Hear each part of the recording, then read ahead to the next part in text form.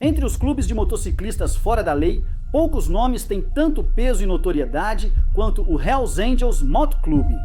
Fundado em 1948, essa irmandade internacional recebeu tanto ódio quanto admiração. Embora a maioria dos Hells Angels seja cumpridora da lei, há alguns que vivem seu desejo por poder e violência sem se importar com os outros. Hoje, vamos mergulhar no lado sombrio dos Hells Angels para explorar os 10 membros mais perigosos e notórios. Número 10. Alan Passaro, dos Hells Angels, e Meredith Hunter se encontraram no Altamont Free Concert de 1969. Hunter, com um revólver, se destacou na celebração de paz e música. Os Hells Angels foram contratados para manter a ordem, suas motocicletas formando uma barreira contra a multidão.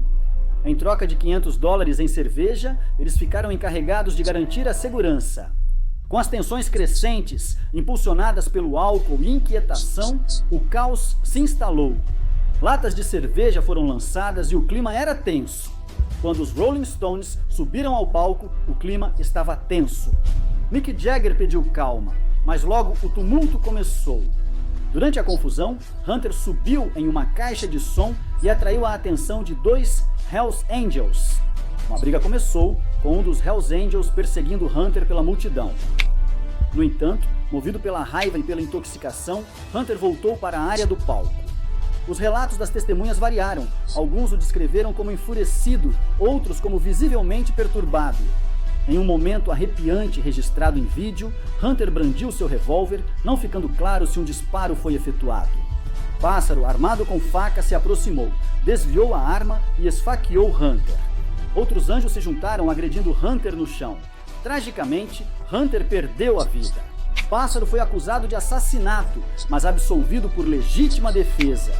O júri deliberou por 12 horas, analisando imagens do show. O incidente ficou para sempre associado a Pássaro pelo documentário Gimme Shelter. Sem saber da briga fatal, os Rolling Stones souberam do caso depois e lamentaram. Mick Jagger assistiu às filmagens brutas, lamentando a perda de uma vida.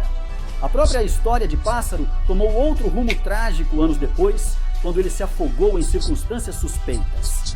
Perguntas permaneceram sem resposta, mas seu enterro marcou o fim de uma vida turbulenta. Pássaro alcançou notoriedade mundial por seu papel na tragédia de Altamont, mesmo tendo sido absolvido no final. O próximo membro dos Hells Angels, no entanto, está longe de ser inocente. Número 9. James Ezekiel Brandeis, também conhecido como Jim, ganhou destaque como um temido executor no capítulo de Oakland dos Hells Angels. Ligado ao tráfico, crime organizado e violência, Brandeis virou figura influente na Irmandade. Enviado à Austrália para atacar policiais, as reais intenções de Brandeis foram reveladas quando itens incriminadores foram achados em sua bagagem. Negada a entrada, ele voltou para casa. Tensões internas dentro dos Hells Angels levaram Brandeis a acreditar que um membro chamado Henry Crabtree havia se tornado um informante. Em resposta, Brandeis ofereceu recompensa por Crabtree. Quando a Irmandade Ariana tentou pegar a recompensa, Crabtree ajudou a polícia. Brandeis foi acusado de assassinato e extorsão, mas julgamentos nulos deixaram sua culpa em dúvida. O caso dividiu o público, questionando a confiabilidade do sistema de justiça. Quando o puro destino alcançou Brandeis, ele foi condenado por assassinato e preso. Ele se desesperou e tirou a própria vida em 1994. Sua jornada tumultuada deixou um impacto duradouro no submundo do crime, envolvendo sua figura enigmática em mistério.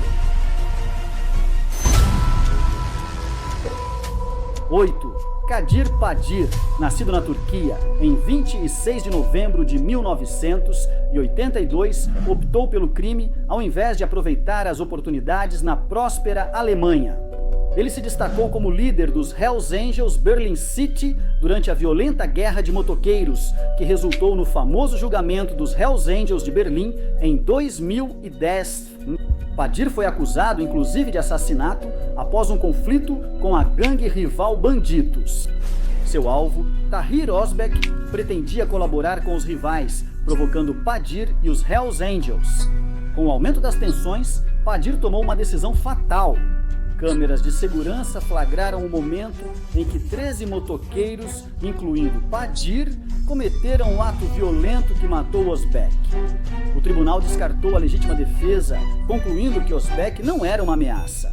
A influência e liderança de Padir foram consideradas significativas na orquestração do crime, mesmo que ele não tenha puxado o gatilho fisicamente. Ele criou uma cultura brutal e manipuladora nos Hells Angels. Atualmente cumprindo uma sentença de prisão perpétua, Padir continua exercendo influência sobre a gangue por meio de um telefone celular de dentro da prisão. Número 7, Paul Eishide. Em 2003, o bem-sucedido corretor de ações Paul Eishide foi indiciado por tráfico de drogas, sequestro e assassinato. Mesmo em prisão domiciliar, Eishide removeu o monitoramento e sumiu, tornando-se um dos fugitivos mais procurados dos Estados Unidos da América. Em 2007, entrou na lista dos 15 mais procurados dos Estados Unidos Marshals, intensificando sua busca. Eishide tinha uma vida dupla, corretor de ações e membro do Hells Angels. Registros do tribunal mostram seu envolvimento em um incidente violento com Cynthia Garcia, que criticou crimes na sede do Hells Angels. Eishide e outro membro dos Hells Angels agrediram Cynthia Garcia, pisoteando-a até ela desmaiar. Eles a sequestraram, levaram para um local remoto no deserto e a mataram brutalmente. Após 17 anos foragido, Eishide foi finalmente capturado em 2018 em Buenos Aires, marcando o desfecho de uma grande operação internacional envolvendo a Interpol, as autoridades dos Estados Unidos e a polícia argentina. A captura bem-sucedida demonstrou a dedicação e a colaboração das autoridades envolvidas. E número 6, Michelle Jinx Janist. No início dos anos 1980, os Hells Angels tiveram problemas com o capítulo norte em Laval por uso de drogas e comportamento imprevisível. Rumores de dívidas com o líder de gangue rival Frank Peter Dooney, Ryan desencadearam uma cadeia mortal de eventos. Uma reunião foi convocada na sede de Lennoxville para disciplinar os membros do capítulo de Laval. Jinx, uma figura implacável e imprevisível dentro dos Hells Angels, se envolveu em lutas internas pelo poder à medida que as tensões aumentavam. Naquele dia fatídico, 5 membros do capítulo de Laval caíram em uma armadilha na sede de Lennoxville, onde mais de 40 Hells Angels os espancaram e atiraram neles brutalmente. Os corpos das vítimas foram descartados no Rio São Lourenço. As investigações policiais revelaram a verdade por trás do massacre com a ajuda dos informantes Yves Trudeau e Jerry Coulombe. O julgamento subsequente expôs revelações chocantes, incluindo uma tentativa de suborno que chegou até o júri. Michael Jinx Janist, membro dos Hells Angels, teve papel importante nos eventos violentos do massacre de Lennoxville. Ele orquestrou as agressões, os tiroteios e o descarte das vítimas. Nas semanas seguintes, Jinx também matou brutalmente Claude Roy, aspirante do capítulo de Laval. Embora a justiça tenha finalmente alcançado Jinx, seu legado sombrio permanece entrelaçado com os trágicos eventos do massacre de Lennoxville. Número 5. Frank Heimbutt, com 1,95 metros, cabeça raspada e barba aparada, é o influente presidente do capítulo de Hanover dos Hells Angels, na Alemanha. Ele veio de família de classe média, chegou ao poder e marcou o distrito da Luz Vermelha de Hanover, ampliando sua influência para outras cidades. Problemas legais e até uma sentença de prisão não o impediram. Ele passou a gerir estabelecimentos em Steintor e colocou os Hells Angels como seguranças. A relação próxima de Heinebutt com o advogado Gutz von Fromberg, que tinha conexões com o chanceler alemão Gerhard Schröder, desempenhou um papel crucial em seu sucesso.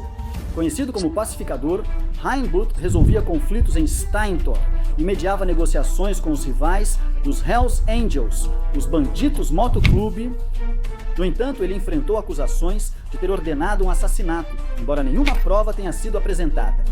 Ele se mudou para Maiorca, na Espanha, em 2012, mas foi preso em 2013, acusado de formar uma organização criminosa e de cometer vários crimes como líder regional dos Hells Angels, na ilha.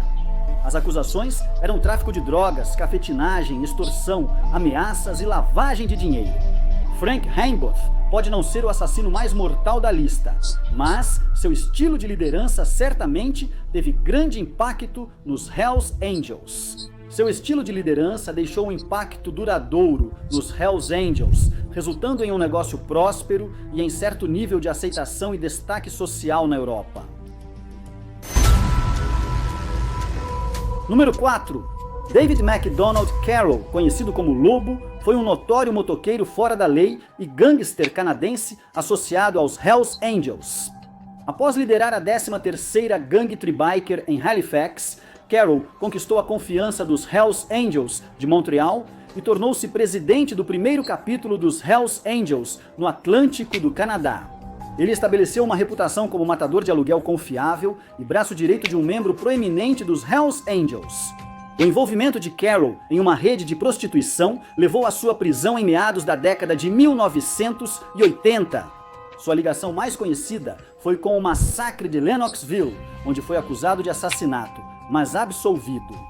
Ele ostentava o patch Filthy Few dos Hells Angels, sinal de envolvimento em assassinato, e participou ativamente da Guerra de Motociclistas de Quebec.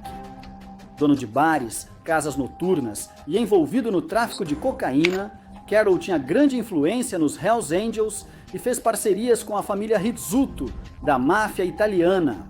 Em 2001, ele desapareceu ao saber de uma grande operação de prisão iminente e as autoridades o procuram desde então.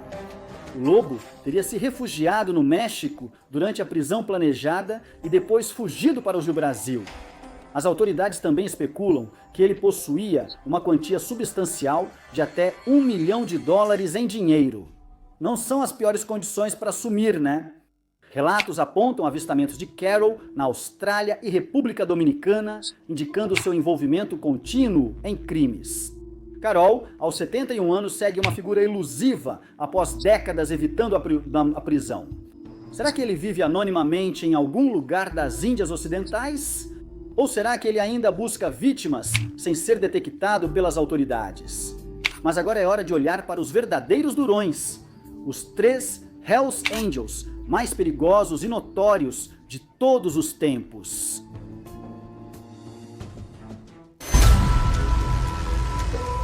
Número 3. Walter Stadnick, nascido em 3 de agosto de 1952 em Hamilton, Ontário, desafiou as expectativas com sua aparência discreta e cicatrizes físicas de um acidente de moto. No entanto, por trás de sua fachada discreta, ele possuía inteligência, determinação e uma visão inovadora que iria remodelar o submundo do crime. Stadnick foi uma das figuras mais importantes do crime organizado no Canadá, deixando marca na história do país.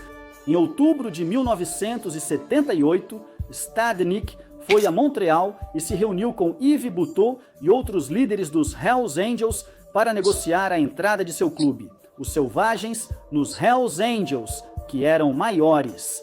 Ele não imaginava que a viagem o colocaria entre a vida e a morte. Durante o que ficaria conhecido como o Massacre de La Tourbillon, membros do Outlaws Motoclube invadiram o bar, tendo como alvo os Angels e os Selvagens que estavam presentes. No caos, Stadnick, marcado por ver a mesa virar campo de batalha, sobreviveu escondido sob sua proteção. Após o ocorrido, Roland Roxy do Temple, que contratou os foras da lei americanos responsáveis pelo banho de sangue, foi rapidamente morto pelo assassino de elite dos Hells Angels. Com o crescimento da influência de Stadnick, as autoridades passaram a observar. Ele virou presidente nacional dos Hells Angels, ampliando a influência do grupo em Ontário, Manitoba e Colômbia Britânica. Sob sua liderança, eles se transformaram em uma formidável organização criminosa nacional. Isso provocou a primeira guerra de motoqueiros no Canadá, elevando a violência e espalhando medo nas comunidades. Os Hells Angels desencadearam um reinado de terror, deixando inocentes e empresas como danos colaterais. Stadnick enfrentou ameaças de gangues rivais e de Scott Steinert, presidente dos Hells Angels dos Estados Unidos da América, que queria liderar o grupo no Canadá. O plano de Steinert deu errado e ele foi encontrado morto no rio São Lourenço com o crânio esmagado. Em 1984, um acidente de trânsito mudou a vida de Stadnik, deixando-o com queimaduras graves e desfiguração. Enquanto estava vulnerável no hospital, ele foi protegido por membros da gangue 13ª Tribo e por policiais, algo raro no Canadá na época. Stadnik sobreviveu ao acidente, mas depois enfrentou acusações relacionadas ao gangsterismo e foi enviado para a prisão.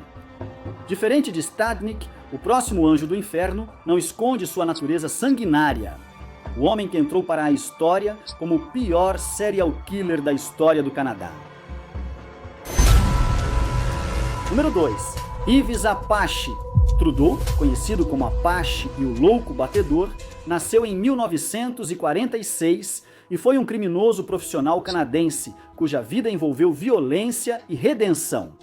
Trudeau iniciou sua carreira nos anos 1960 na Canadian Industries Limited. Mas sua verdadeira vocação era outra. Ele fundou um motoclube chamado Paupeis, que logo se tornou um dos maiores do país, estabelecendo conexões com a máfia canadense. Em 1977, os Paupeis foram convidados a virar um capítulo oficial dos Hells Angels. Assim nasceu o capítulo Norte, marcando a primeira formação de capítulo no Canadá e o 31º capítulo no mundo. Ao longo dos anos 1970, Trudeau desenvolveu uma assustadora inclinação pela impiedade. O primeiro assassinato ocorreu quando ele encontrou o ladrão da moto de Popeye. Na frente de sua gangue, Trudeau executou friamente o homem, estabelecendo um precedente sombrio para os anos que viriam. Ele rapidamente se tornou um assassino de aluguel, atendendo ao submundo do crime de Montreal e aos Hells Angels. O capítulo norte dos Hells Angels perdeu prestígio nos anos 1980 após acusações de não dividir adequadamente os lucros das drogas com outros capítulos. Em 24 de março de 1984, ocorreu o massacre de Lennoxville, quando grande parte do capítulo foi eliminada. Trudeau, por um golpe do destino, sobreviveu porque estava em uma clínica de desintoxicação no momento da execução. Dominado pelo medo de retaliação, ele tomou uma decisão fatídica. Ele se tornou um informante da polícia. Durante a cooperação, Trudeau admitiu 43 assassinatos nas décadas de 1970 e 1980. Suas revelações resultaram em longas penas de prisão para outros 43 membros dos Hells Angels. O próprio Trudeau foi condenado à prisão perpétua, mas, por meio de seu acordo como informante, recebeu uma sentença reduzida e foi libertado em liberdade condicional em 1994, assumindo uma nova identidade sob o Programa de Proteção a Testemunhas. Após ser libertado, Trudeau tentou reconstruir a vida, assumindo vários empregos. Em 2000, ele passou a depender da assistência social e do seguro-desemprego para sobreviver. Em 2004, Trudeau foi novamente preso e confessou ter abusado sexualmente de um garoto de 13 anos em 6 ocasiões ao longo de 4 anos. Ele recebeu mais 4 anos de prisão. Entre 2006 e 2007, Trudeau participou de um programa para infratores sexuais, onde foi revelado seu diagnóstico de câncer. Para receber cuidados médicos, ele foi transferido para Pentiscum, para a penitenciária Archambault, em Sainte-Anne-des-Plaines. Em 2008, Trudeau foi libertado gravemente doente para passar seus últimos dias em liberdade. Yves Trudeau, com seu impressionante total de 43 assassinatos, continua sendo uma das figuras mais perigosas no cenário dos motoqueiros do Canadá. Um juiz disse que Trudeau tirou mais vidas que todo o exército canadense na Segunda Guerra do Golfo. Apenas Gerald Gallant, outro matador de aluguel canadense, chega perto, tendo tirado 27 vidas durante a Guerra dos Motoqueiros na província de Quebec. Um homem, já citado provocativamente nesta história, agora aparece. Um homem que combina a competência estratégica de Walter Stadnik com a brutalidade e a falta de escrúpulos de Yves Trudeau. Número 1. Maurice Maumboucher, a personificação de todo o mal no mundo dos motoqueiros. Nascido em 21 de junho de 1953, Boucher não era um homem comum. Ele virou gangster canadense, assassino condenado, traficante de drogas e motoqueiro fora da lei. Mas, acima de tudo, ele foi o presidente do capítulo Nomads, dos Hells Angels de Quebec, liderando-os por tempos sombrios e violentos. Ao longo de sua carreira criminosa, Maurice Boucher foi uma figura maior que a vida. Famoso por força, destemor e carisma, recebeu o apelido de Mamãe pela atenção aos detalhes ao liderar seus homens. No fim dos anos 1990 e início de 2000, Quebec vivia o intenso conflito chamado Guerra dos Motoqueiros de Quebec. Foi uma batalha por poder e controle entre duas gangues rivais de motoqueiros, os Hells Angels e o Rock Machine Moto Club. Maurice Boucher se destacou como líder carismático dos Hells Angels, comandando-os em uma guerra brutal contra rivais. Boucher comandava sua gangue como um senhor da guerra, usando Yves Apache Trudeau como braço direito para atacar mortalmente os inimigos do clube. Além de ser o principal assassino, ele fundou os Rockers, clube fantoche dos Hells Angels, responsável por vários assassinatos na guerra de motoqueiros em Quebec. Ele sabia manipular as pessoas certas para não sujar as próprias mãos. Boucher não só deixou um rastro de crimes e derramamento de sangue, como também sua própria família acabou envolvida no crime organizado. Seu filho, Francis Boucher, seguiu os passos do pai, envolvendo-se em ativismo racista e entrando para grupos como White Power Canada e a Ku Klux Klan de Quebec. Um dos adversários notáveis de Boucher foi o comandante André Bouchard, que chefiava a unidade de crimes graves. Parar Boucher se mostrou mais difícil do que o esperado. Seu sistema astuto de deixar que outros fizessem o trabalho sujo significava que ele não podia ser considerado culpado no primeiro julgamento. Alguns suspeitam que intimidar juízes e jurados influenciou isso. Quem seria capaz de impor uma sentença a um homem tão poderoso sem ter que pagar por isso? Boucher tinha ligações com a máfia, especialmente com Reynold Desjardins, associado de confiança de Vito Rizzuto, líder da família criminosa Rizzuto. Juntos, eles estavam envolvidos em uma operação de contrabando de drogas, traficando cocaína da Jamaica para o Canadá. Aos olhos do público, Maurice Boucher era uma figura notória que despertava tanto medo quanto admiração. Seus companheiros dos Anjos do Inferno demonstraram lealdade carregando-o nos ombros para fora do tribunal após sua absolvição. Ele chegou até mesmo a alcançar um certo status de herói popular, recebendo aplausos da multidão em uma luta de boxe e pessoas fazendo fila para conseguir seu autógrafo. Mas o destino alcança até o criminoso mais astuto. Em 2002, ele foi condenado por ordenar o assassinato de 2 agentes penitenciários, visando desestabilizar o sistema de justiça de Quebec. Como resultado, ele foi condenado a 3 prisões perpétuas na única prisão de segurança máxima do Canadá, destinada aos criminosos mais perigosos. Mesmo atrás das grades, a infâmia de Boucher o assombrava. Ele sobreviveu a várias tentativas de assassinato, já que aqueles que buscavam vingança o tinham como alvo por causa de seus crimes passados. Para protegê-lo, as autoridades o colocaram em uma unidade especial na prisão. Porém, sua saúde piorou por causa de um câncer de garganta metastático. Em uma operação secreta, ele foi transferido para a instituição Archambault em junho de 2022 para receber cuidados paliativos, onde acabou falecendo em 10 de julho de 2022. A história de Maurice Boucher é marcada por violência, poder e a busca implacável pelo controle. Ele liderou os Hells Angels na perigosa guerra de motoqueiros em Quebec, deixando destruição por onde passava. Embora ele tenha sido finalmente levado à justiça e enfrentado as consequências de suas ações, seu impacto na história do crime em Quebec permanece indelével.